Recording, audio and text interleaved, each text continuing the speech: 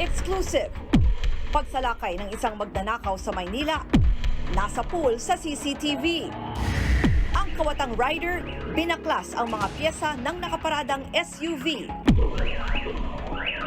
Pero kahit tumunog na ang alarm, tuloy pa rin siya sa pagnanakaw.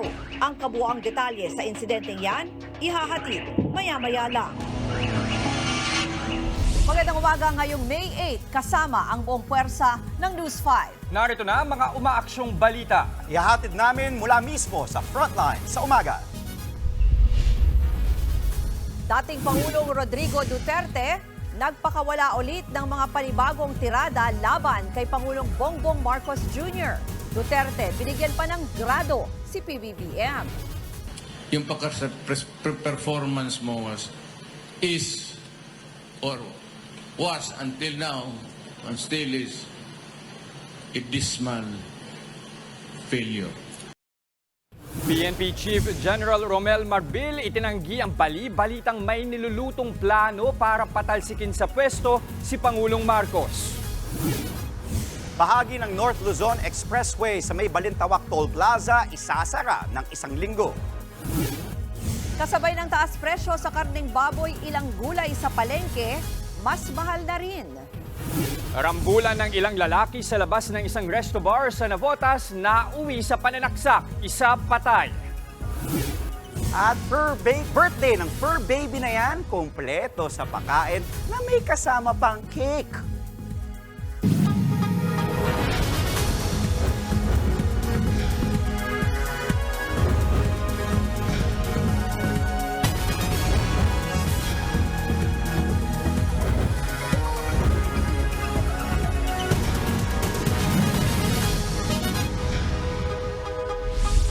Panibagong tirada ang pinakawala ni dating Pangulong Rodrigo Duterte laban kay Pangulong Bongbong Marcos Jr.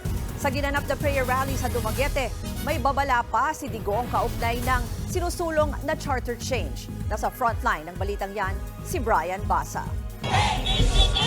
Pasado alas 6 kagabi nang dumating si dating Pangulong Rodrigo Duterte para lumahok sa prayer rally sa Dumaguete City. Pero pagdating pa lang ni Digong, dismayado na ito.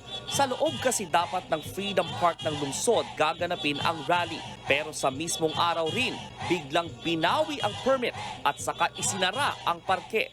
Hindi umalis sa lugar ang mga kalahok sa prayer rally at doon na nila ipinagpatuloy ang programa. Tahasa namang pinangalanan ni Duterte kung sino ang nasa likod ng pagbawi ng permit. Ewan ko ba kung bakit, anong klaseng utak? Nagbigay ka na nga ng permit, binawi mo pa. Kasi tumawag ang Malacanang.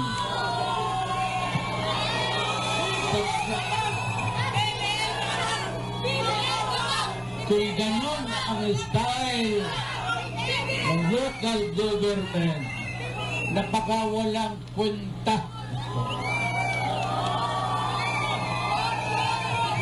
Hanap kayo ng iba. Sa kanyang talumpati naman, muli ring binakbakan ni Duterte ang isinusulong na pagbabago sa 1987 Constitution. Nauna nang sinabi ng House of Representatives na layon lang ng charter change na baguhin ang economic provisions para mas maging madali ang pamumuhunan ng mga foreign investors sa bansa. Pero kagabi, muling iginiit ni Duterte na may ibang agenda sa Chacha, sabay hirit sa mag-amang Bongbong at Ferdinand Marcos. Huwag kayong pumasok sa Chacha at huwag kayong pumayag. Kasi pag ginalaw yan, wala nang katapusan. Huwag mong pakialaman yung konstitusyon kasi that is good for 10 to 15 years. Unchanging yan. Kaya lang kinakalkal mo, and every time yung tatay, pati ngayon itong anak, si Ferdinand Jr., gustong baguhin. Babala ni Digong kay Pangulong Marcos Jr. Huwag mo nang galawin ang konstitusyon kasi magkagulo talaga tayo. Do not ever believe na ikaw yung exception. Binigyan din ni Duterte ng grado ang 2 taong panunungkulan ng Pangulo. Hindi naman kita iniinsulto pero yung para sa akin, yung performance mo is or was until now and still is a dismal failure. Wala kang basta ikaw lang dyan sa itaas, puro ka English. Hindi lang mahal ang bigas. Ang issue ngayon is gutom ang Pilipino. Yun ang dapat nilang bigyan ng atensyon. Wala pang pahayag ang Malacanang sa mga panibagong tirada ng dating Pangulo. Naglabas naman ng sama ng loob si Duterte tungkol sa bali-balitang plano ng International Criminal Court na arestuhin siya. Kaugnay pa rin ito ng madugong war on drugs ng nakaraang administrasyong Duterte. Magsirko-sirko na yung mga tao dyan, tumbling-tumbling na, yung mga anak na may naging bangag na. Nasaan kayo? Nasaan kayo yung panahon na kailangan namin ng tulong? Mga yawa kayo. Tapos pupunta kayo dito, prisuhon, gunin mo. Tangan-tagag itlog. Bastos yung ginagawa ninyo. Bastosin ko kayo. Huwag kayong magpa-alipin ng puti. Bakit sila pupunta dito tapos maghusga? Anong nagawa nila sa akin? Sa atin? Wala! Nagbabalita mula sa Frontline, Brian Basa, News 5. Personal namang sinagot ni Diamond Star Maricel Soriano ang panggigisa sa kanya sa Senado kaugnay sa tinaguriang PIDEA leaks na nag-uugnay sa aktres sa iligal na droga. Pero matapos ang pagdinig, pinaalalahanan ni Senate President Mig Zubiri ang mga kasama sa Senado na wag daw gawing circus ng mga hearing. Nasa frontline ng balitang yan, si Maricel Halili. Sa mga ganito, alam niyo po, first time ko lang po talaga na makatanggap ng imbitasyon na humarap sa Senado. Nakakakaba at nakakatakot. Sa unang pagkakataon, dumalo sa pagdinig ng Senate Committee on Public Order and Dangerous Drugs kahapon si Diamond Star Maricel Soriano para sagutin ang aligasyong sangkot siya sa iligal na droga kasama si Pangulong Bongbong Marcos. Lumutang ang pangalan ng dalawa sa unang hearing dahil sa tinaguriang PIDEA leaks o mga kumalat na dokumento, kung saan nakasulat ang pangalan ng Pangulo at iba pang di na pinangalan ng personalidad na target sana ng naunsyaming anti-drug operation sa isang condo unit sa Makati noong 2012. Pero sagot ni Soriano, Hindi ko alam yung tungkol sa mga dokumento. Nalaman ko na lang yan nung pinakita sa akin. Dahil hindi po ako nagbabasa ng mga ganyan. Wala po akong alam. inamin naman kalauna ng aktres na may condo nga siya sa Makati pero naibenta na raw niya ang unit matagal na. May property ka ba sa Rockwell? Ikaw ba ang nagmamay-ari ng unit Rizal Tower Building located at Rockwell, Barangay Poblacion, Makati City? Opo. Sa'yo yon. Opo.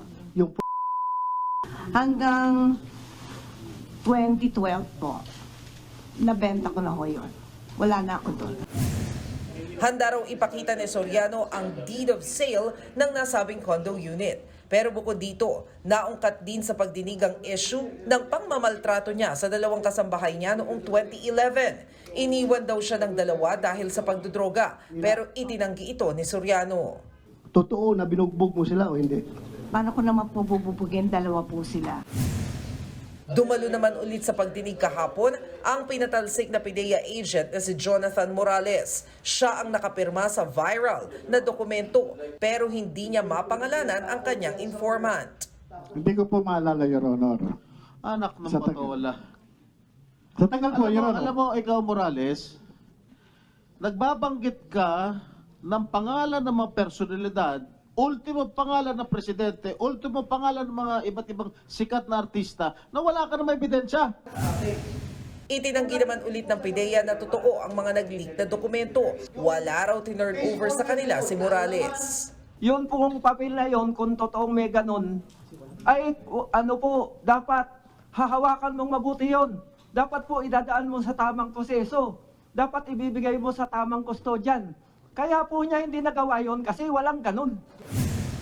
Sa kabila nito, kumbinsido pa rin daw ang pinuno ng komite na si Senador Bato na totoo ang mga dokumento. Magpapatawag siya ulit ng hearing sa Lunes, May 13. Pero si Senate President Mig Zubiri may paalala na kay Bato. Is let us try to avoid making these hearings into a political circus or for a political witch hunt.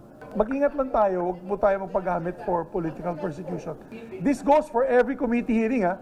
Hindi lamang ito. Alam ko magkakaroon committee hearing dito sa Gentleman's Agreement. Ganun din.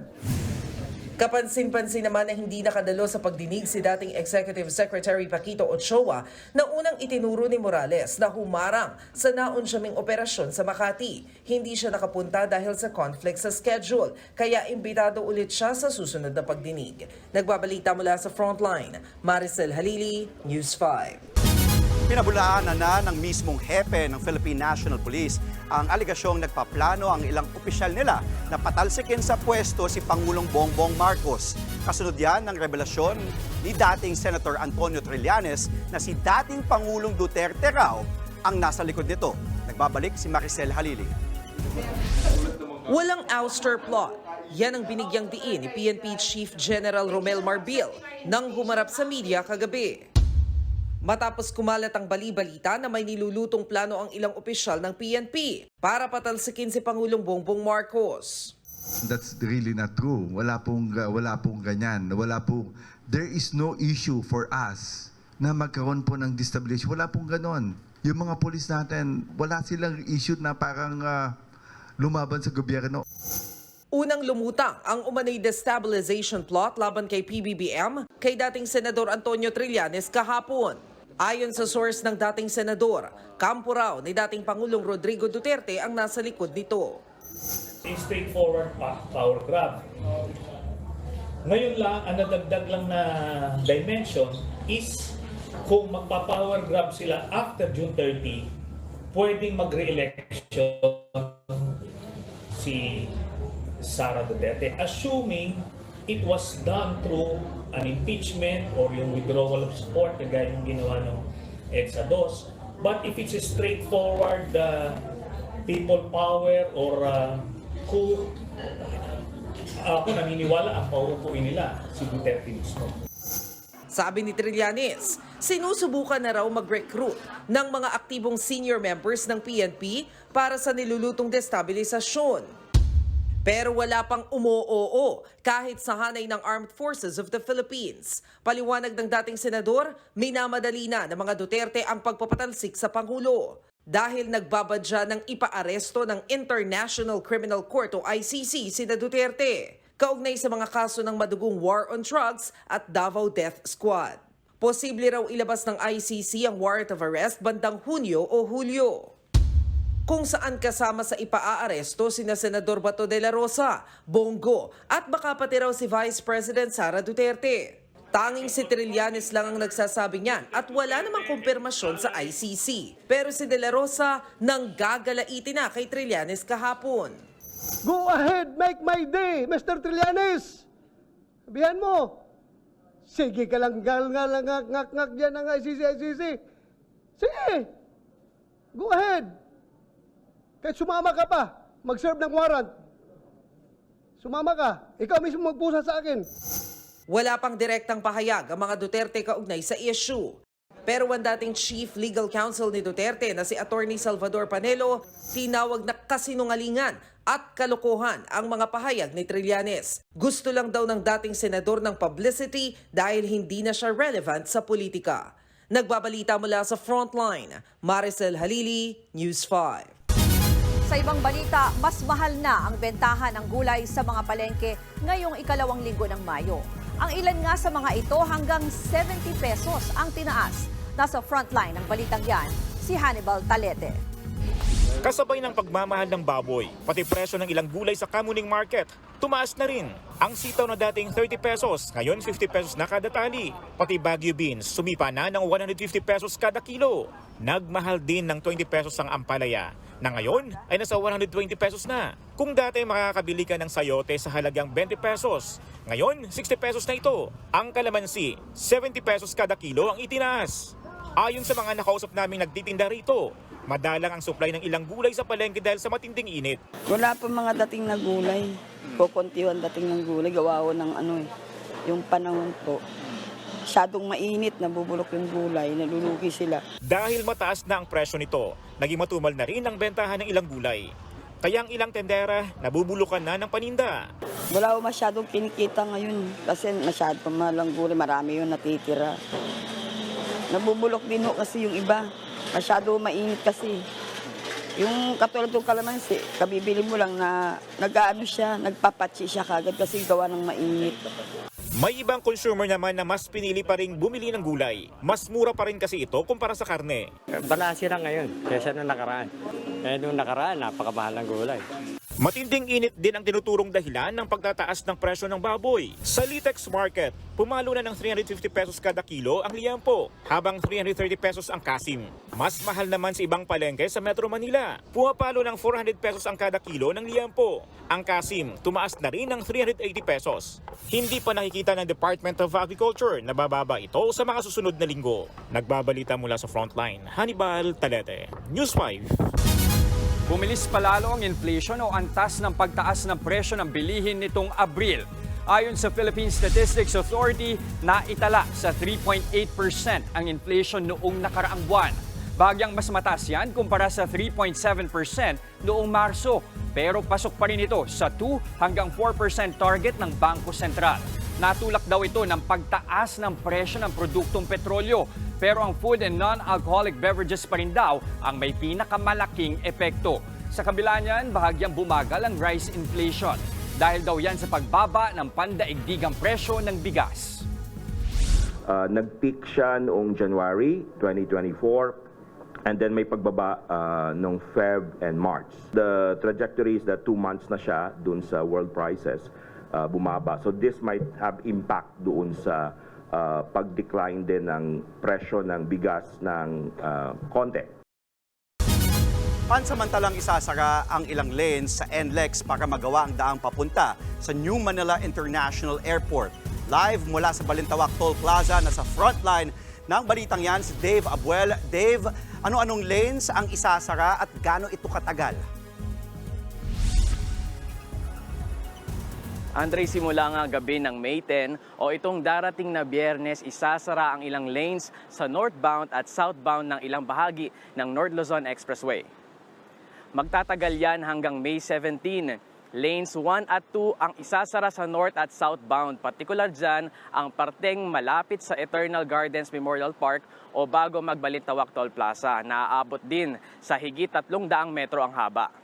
Gagawin ito para bigyang daan ang konstruksyon ng Northern Access Link Expressway Project. Ito yung daang magkokonekta sa Metro Manila at Central Luzon sa ginawang New Manila International Airport sa Bulacan. Isasara ito simula alas 10 ng gabi sa May 10 hanggang alas 4 ng umaga kinabukasan.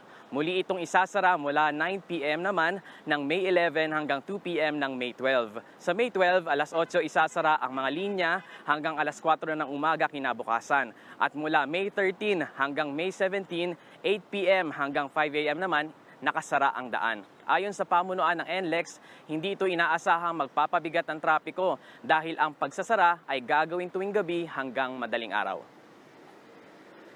Andre, sa ngayon maluwag naman ang daloy ng trapiko dito sa Balintawak Toll Plaza. Ayon sa traffic monitoring ng NLEX, asahan daw ang light traffic sa kahabaan nito sa north at southbound. Wala rin daw naitalang anumang aksidente. Andre. Maraming salamat, Dave Abuel. Pinag-aaralan ngayong ibahin ang oras ng mga mall sa pag-asang gumaan ang daloy ng trapiko sa Metro Manila. Sa ganitong paraan, hindi raw sasabay sa rush hour ang mga namamasyal. Karaniwang alas 9 o alas 10 ng umaga nagbubukas ang mga mall. Total, epektibo naman daw ito kapag holiday season. Titignan nila kung may kaparehong epekto kapag hindi peak season. Naipabot na ang mungkahi sa MMDA at pag-uusapan daw ito sa susunod na Metro Manila Council meeting. Dito lang ay nagpatupad ng bagong work hours ang ilang LGU para raw mabawasan ang nagsisipasukan at uwian pag rush hour. Susunod, exclusive, pagnanakaw ng matinik na kawatan sa Maynila sa pool sa CCTV. At pagkatapos ng matinding init, walang tigil na pag-ulan, asahan na raw pagpasok naman ng La Nina. Yan at iba pang mga balita at impormasyon sa pagbabalik ng Frontline sa umaga.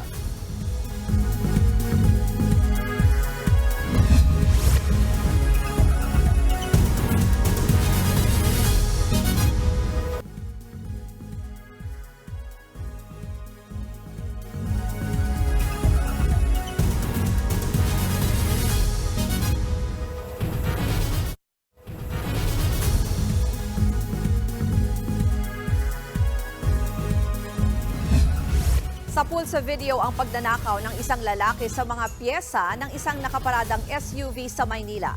Nasa frontline ng balitang yan, si Dave Abuel. Exclusive. Mag-alas 4 ng madaling araw nang makuna ng rider na ito na pumarada sa may Father Agoncillo Street sa Malate, Maynila. Tumigil ang motor sa harap ng isang SUV at bumaba ang sakay nito. Ilang saglit pa, yumuko ang lalaki at saka tinanggal ang kapitan ng fog light ng SUV. Nang makuha ang pyesa, agad tumunog ang alarm ng SUV. Sa kabila nito, di nagpatinag ang magnanakaw at kinuha rin ng kabilang fog light holder ng sasakyan. Matapos makuha ang mga pyesa, mabilis na umalis ang lalaki. Nagising naman sa alarm ang may-ari ng SUV pero di na niya nagawang abutan ang kawatan.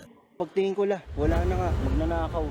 Tapos tumakbo pa ako doon. Yung motor niya, Raider. Ang kapal ng muka, nag-a-alarm na. Hindi pa rin siya natitinag. Basta makuha niya isang pares, dalawa. Ayon sa biktima, aabot din sa 10,000 piso ang halaga ng tinangay na pyesa. Isinumbong na ng biktima sa barangay ang pagnanakaw. Tingin naman ng mga taga-barangay, notorious ang salarin sa bilis magnakaw. Yung aming tanod, ang responde at yung isa naming kagawad, rumonda po sila after nung nangyari yung insidente na yon. Chinek nila kung yung bawat area kung nadudoon pa. Nakikipagtulungan na ang barangay sa mga pulis para mahuli ang salarin. Mensahe naman ng biktima sa magnanakaw. Kuyang magnanakaw, sinasabi ko sa'yo, pag nahuli kita, nako, kulong ka. Tsaka hindi ka ba nahihiya sa ginagawa mo? Yung pinapakain mo sa pamilya mo galing sa nakaw. Nagpapalita mula sa Frontline, Dave Abuel, News 5.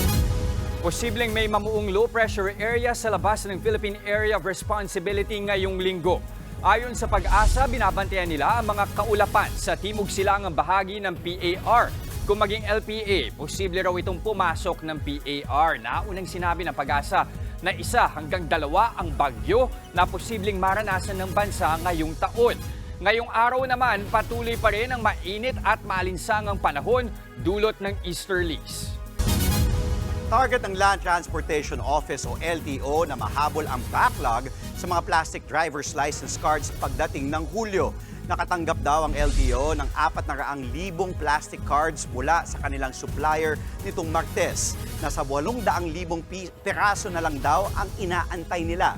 Kasalukuyan na raw inaasikaso ang mga backlog mula Setyembre hanggang Disyembre ng nakaraang taon. Naantala ang pagpapadala ng supplier ng plastic cards dahil sa umiral na temporary restraining order na kamakailan lang ay ibinasura na. Nagsanib puwersa ulit ang 3 pinakamalalaking negosyante sa bansa para tumulong protektahan ang tinaguriang Center of Marine Shorefish Biodiversity sa mundo, ang Verde Island Passage sa May Mindoro.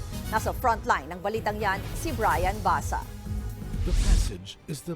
Ito ang Verde Island Passage, isang bahagi ng karagatang tumatagos sa pagitan ng mainland Luzon at isla ng Mindoro. Hitik ito sa likas na yaman, gaya ng iba't ibang corals at mga isda.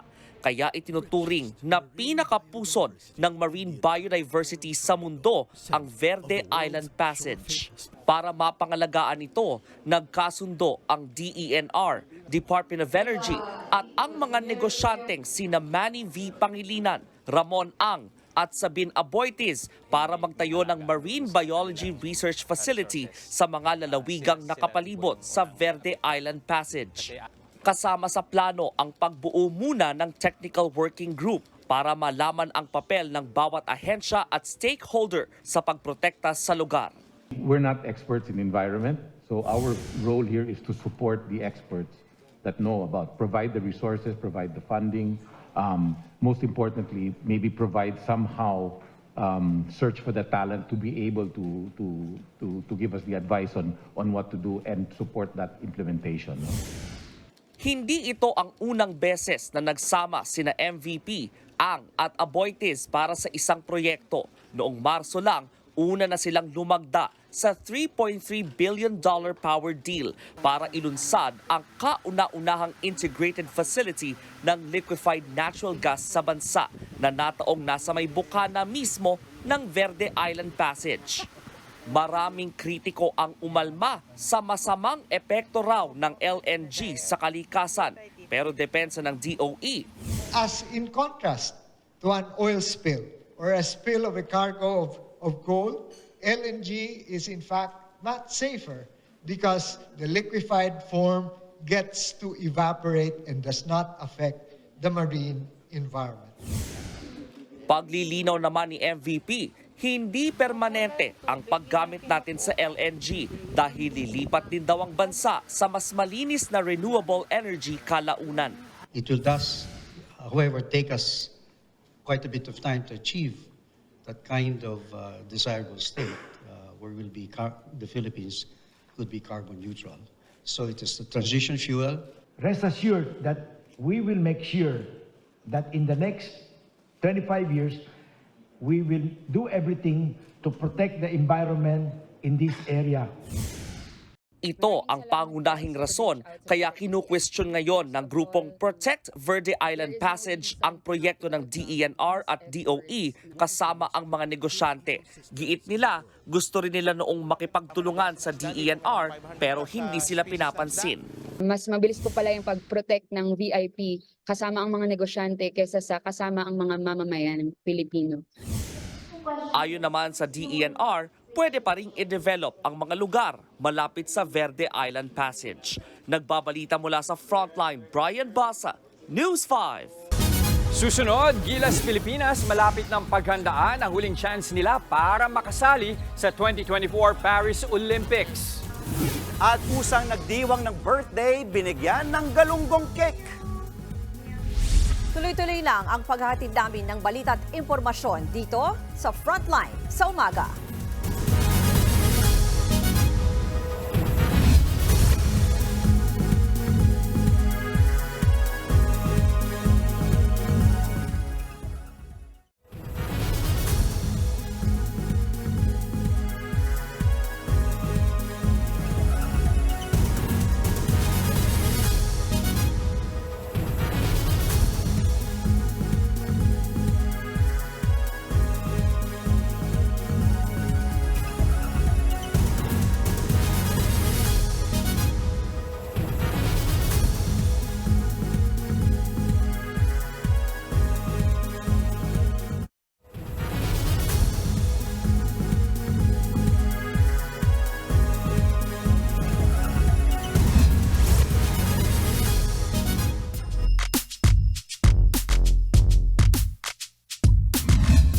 Nakatakdang magtipon-tipon ulit ang Gilas Pilipinas sa June 22 para paghandaan ang FIBA Olympic Qualifying Tournament sa Hulyo. Mag-eensayo muna sa Inspire Sports Academy sa Laguna ang national team. Pagkatapos ay tutungo sila sa Turkey at sa Poland para sa serye ng Tune-Up Games. Gaganapin ang Olympic qualifiers mula July 2 hanggang 7. Makakalaban ng Pinas ang host country na Latvia at Georgia. Samantala, bumuo na ng 20-woman pool ang PVL para sa ABC Challenge Cup sa katapusan ng buwan. Hindi pa inaanunsyo ang opisyal na listahan, pero masusi raw itong pinili ng mga kinauukulan. Magsisilbing head coach ng koponan si Jorge De Brito na siya ring may huling desisyon sa kung sinong papasok sa final cut. Mangyayari ang ABC Challenge Cup dito sa bansa mula May 22 hanggang 29. Nasa Pool A ang Pinas kasama ang Chinese Taipei, India, Iran at Australia. Sa NBA, hawak na ng Minnesota Timberwolves ang 2-0 series lead kontra defending champs Denver Nuggets sa Western Conference Semifinals. Kasunod yan ang pagdomina nila sa Nuggets 106-80. Nakasasakal na depensa ang naging sangkalan ng Wolves para makalayo sa Denver. Nagtala ng tig 27 points sina Anthony Edwards at Karl Anthony Towns para sa koponan. Wagi naman ang New York Knicks kontra sa Indiana Pacers sa Game 1 ng Eastern Conference Semifinals, 121-117. Nagtala ng 43 points si Jalen Brunson para sa New York kasama ang 21 puntos sa huling quarter. Tuloy naman ang aksyon sa playoffs ngayong araw. Nagsimula na ang serye sa pagitan ng Cleveland Cavaliers at Boston Celtics, habang sa West naman maghaharap ang Dallas Mavericks at ang Oklahoma City Thunder.